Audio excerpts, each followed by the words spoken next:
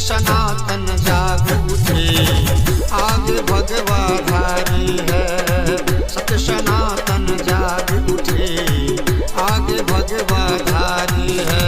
जय श्री राम, जय जय श्री राम, जय श्री राम, जय जय श्री राम।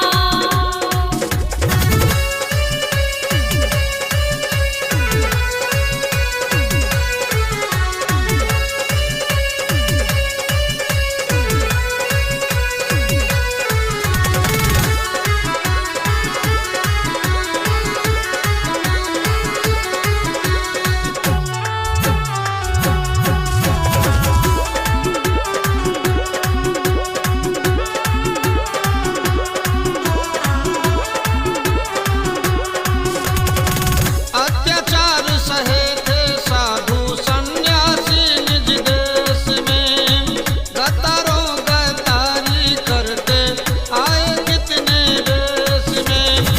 मानव रूप में आए धरा पर, मानव रूप में आए धरा पर, हनुमान गदाधारी है। सत्य सनातन जाग उठे, आगे भगवा धारी है।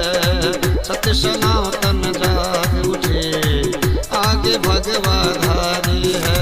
जय श्री राम, जय जय श्री राम, जय श्री राम, जय जय श्री राम।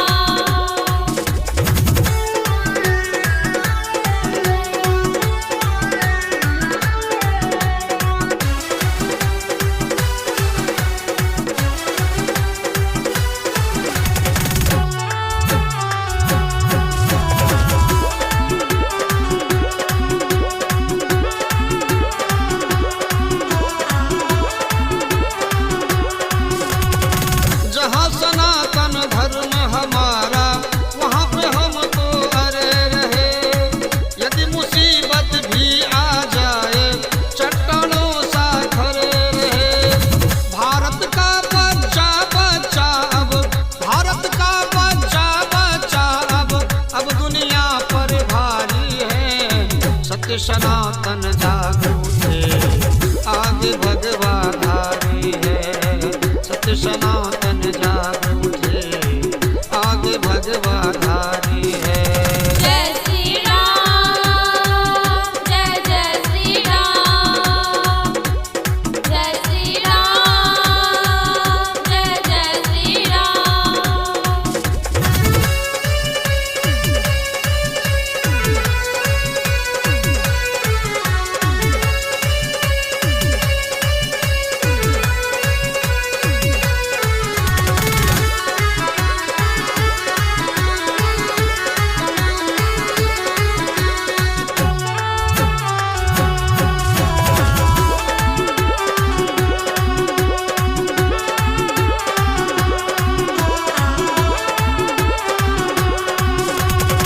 चारों ओर में है सत्य सनातन, उसका तुम सत्कार करो।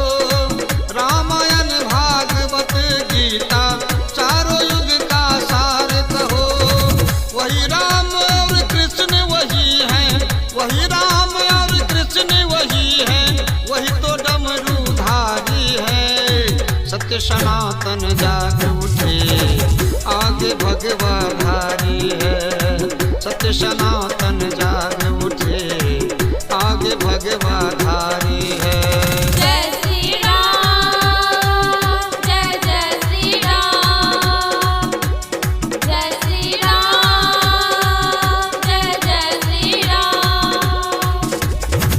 बन गए अवधपुरी में मंदिर, बन गए अवधपुरी में मंदिर, अब मथुरा की बारी है।